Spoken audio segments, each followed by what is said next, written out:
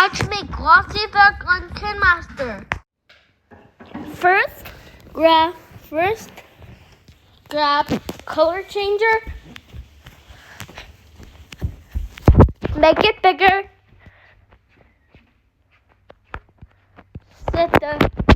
Set the color option to 360 and the hue to 180. Make it bigger. And now set the button to +4, and now press high low, and now watch it.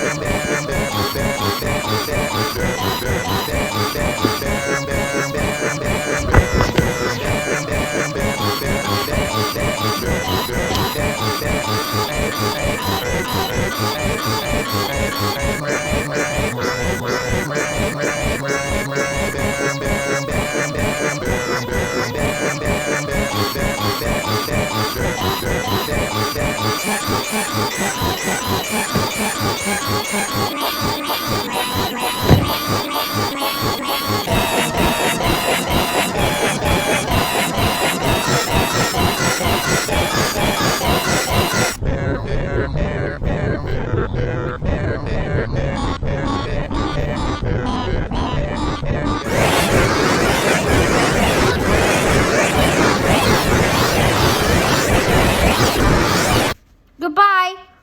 See you next time.